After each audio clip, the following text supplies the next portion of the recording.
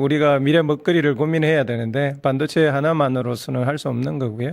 그래서 지금 이제 정부가 내세우는 게 AI하고 또 하나 우리 경쟁력이 있는 게 방산이기 때문에 예. 그걸로서 좀 더 안정적인 수익 구조를 만들려고 하는 것은 의미가 있다고 보고요. 특히 이제 나토와 손을 잡는 이유는 나토가 지금 미국 없는 안보 체계를 고민하고 있기 때문에 나토와 같은 큰 시장을 잡으려고 하는 노력은 뭐 충분히 이해를 합니다만은 방산이라는 것이 반도체하고는 달리 이거는 위험한 무기가 될 수 있거든요. 그냥 반도체는 팔면은 그것으로 끝이지만 이 방산은 안보 단순한 무기라는 상품에 그치지 않고 안보 문제와 관련이 되어 있고 상대의 적국이 존재하는 게임이란 말이에요. 그렇죠. 나토의 무기 체계에 들어갈 구상을 확실히 밝힌 것 같고요. 그렇죠. 방산 산업을 지속하는 데는 상당히 도움이 되겠지만 문제는 이게 지금 당장은 러시아와 상당히 적대적 관계로 갈 수밖에 없는 구조가 되어 있단 말입니다. 그렇죠. 러시아는 일찍부터 무기를 수출해서 자기 나라를 적대화하는 국가와 적대적 관계를 맺겠다고 지속적으로 그래왔죠. 이야기해오고 있는 상황이고요. 그런 상황에서 어쨌든 나토와 싸우고 있는 러시아를 상대하는 나토에 단순히 무기를 파는 것뿐만 아니라 그들이 무기 생산 체제에 간다고 하면 러시아로서는 이전과는 상당히 다른 한국과의 관계를 설정해 나갈 가능성이 굉장히 높다고 봅니다. 지금 세계가 다극화 다자주의 시대로 나가고자 하는 하나의 경향이 있고 또 하나는 신냉전 체제로 회귀하려고 하는 경향이 또 있거든요. 그렇죠. 지금 우려되는 첫 번째 것은 우리가 오히려 신냉전 체제를 구축하는데 기여하는 국가가 되지 않을까 이 걱정이 하나가 되는 거고요. 또 하나는 방산을 이렇게 구조적으로 깊숙이 계속이 되었을 때 미국처럼 군산복합체 국가가 되는 즉 방산 국가가 되지는 않을까 이런 걱정이 또 앞서는 거예요. 시스템에 결부되지 않도록 컨트롤을 하지 않으면 방산 국가가 되어버린단 말이에요.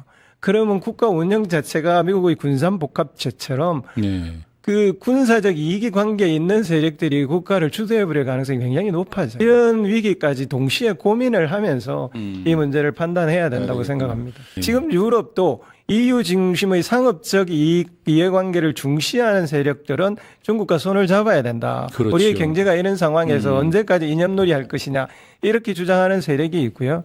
반대로 나토가 EU에 밀려서 유럽에서의 포지셔닝을 상실하는 것에 대해서 굉장히 고민을 하고 있어요. 그런 상황에서 중국을 더 적대적으로 만들려고 하는 노력을 하고 있는 중입니다. 그 싸움에 우리가 끼어든 거고요. IP4라고 하는 소인수 회담에 우리가 참여하게 된 거예요. 그래서 한국, 일본, 호주, 뉴질랜드, 뉴질랜드. 예. 이 네 개가 나토하고 결합을 하려고 결합을 시키려고 나토가 지속적으로 노력을 해왔는데요. 예. 이번에도 회담이 있었는데 우리가 참여를 하게 된 거예요.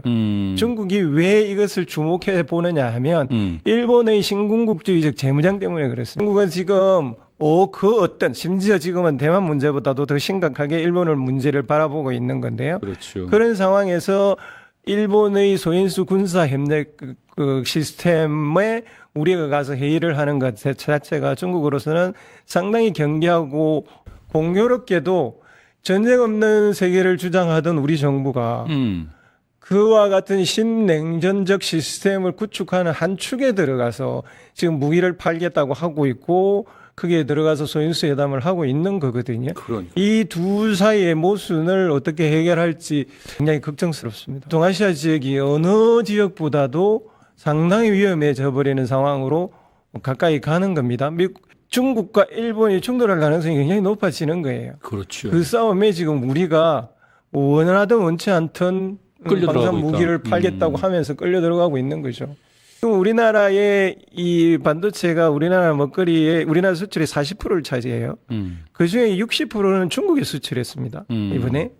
근데 지금 이와 같이 소위 기존의 시스템을 그대로 두고 그 안에서 나토와 핵심을 통해서 새로운 뭔가를 구축하려고 한다면 당장 중국과는 척을 지을 가능성이 굉장히 높아지고 그러면 우리의 반도체 60% 수출은 상당히 부담감을 안는 그 어떤 위치로 갈 수밖에 없는 상황이 벌어질 텐데 걱정스럽게 모르는 상황에 놓여 있다고 보여집니다. 이란 전쟁에서 트럼프가 중국한테 계속 하지 말아야 된다라고 했던 가장 중요한 것이 이란에 무기 팔지 말라는 거였거든요. 그렇죠. 그리고 중국에 대해서 가장 높이 평가하는 것이 중국이 이란에 무기를 직접적으로 안 팔았다라는 거예요. 그렇죠.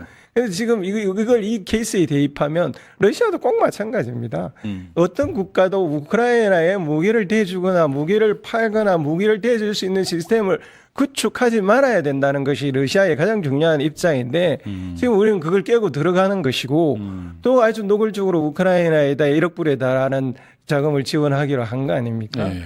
네. 정부는 아마도 겉으로 보이는 것으로는 충분히 러시아와는 관계는 더 이상 상관없고 나토를 중심으로 한 우크라이나와 서방 세력과 손을 잡고 앞으로 우리 국가의 안보를 혹은 우리 국가의 경제를 펼쳐나가겠다라는 전략으로 결정하지 않고서는 이렇게 할 리가 없다라고 보여져요. 사실은 국제법이 완전히 무력해져 가고 있는 무질서 시대란 말이에요. 예. 이럴 때는 훨씬 더 주권의 문제가 더 중요했습니다. 이 일이 러시아의 주권과 북한의 주권을 러시아와 북한은 해치고 있다라고 분명히 판단하고 있어요.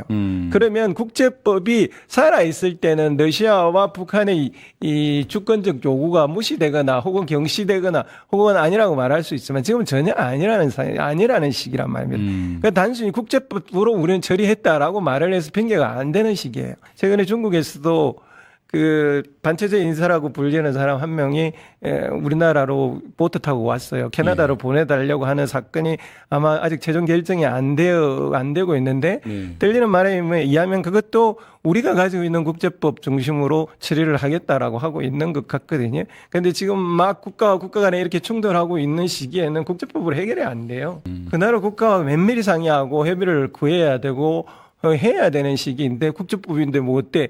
라고 하면 그 반대 급부의 불이익은 상당한 수준으로 돌아올 수밖에 없을 겁니다.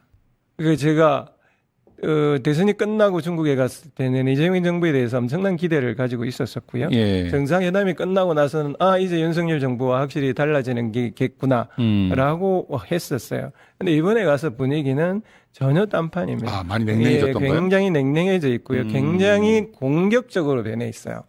문제는 이겁니다. 이제 우리가 사실 러시아나 북한에 대해서 우리는 미국에 대해서보다 훨씬 가볍게 대해요. 우리는 중국에 대해서 어떻게 해도 지네들이 어떡할 건데. 이런 정부의 태도뿐만 아니라 시민들도 그런 태도가 있어요. 사실은 그럴 수 있었던 것이 우리가 뭐라고 해도 중국이나 러시아가 우리에게 직접적으로 공세적으로 나온 적이 거의 없습니다. 근데 이번에 가서 느낀 것은 어쩌면 이제 공세적으로 나올 수도 있겠다. 일본에 대해서 히토류 수출 규제 강하게 들어가 있거든요. 그런 것들을 한국하게도 할 가능성이 있을 수 있겠는데 이런 느낌을 저는 솔직하게 많이 받았습니다. 굉장히 어려운 지금 상황에 점점 빠져들고 있다. 그러니까 원치 않아도 한미일의 그 구도 속으로 들어가면서 북중러와 맞서 싸우는 신냉전의 가장 전초기지가 될 수도 있는 그런 분위기로 가는 거 아닙니까 지금? 실제로 중국은 북한과 한국 사이에서 상당히 덩거리 외교를 했거든요. 예. 북한과 뭘 할 때도 한국의 협의를 얻거나 동의를 얻어서 지금까지 무엇을 해왔습니다. 한국하고 할 때도 마찬가지였고요. 근데 최근에 들어서 그게 무너져 버렸어요. 시진핑 주석이 북한을 방문한 것도 사실 한국과 저는 원활하게 잘 협의해서 간 게 아니라고 알고 있습니다. 지금 북한 수상이 중국에 들어와 있어요. 이건 중국은 무슨 태도냐 하면 한국이 그런 식으로 나오면 우리는 북한하고 훨씬 더 여러 가지를 좀 더 빠른 속도로 진행할 수밖에 없다라는 사연이라고 봅니다. 앞으로 세계는 미국이 이전에 가지고 있던 힘의 상당 부분을 소실을 하고 추락해 있어요. 그건 분명한 사실입니다. 유럽도 마찬가지예요. 자기 앞가림도 못할 만큼 지금 추락되어 있습니다.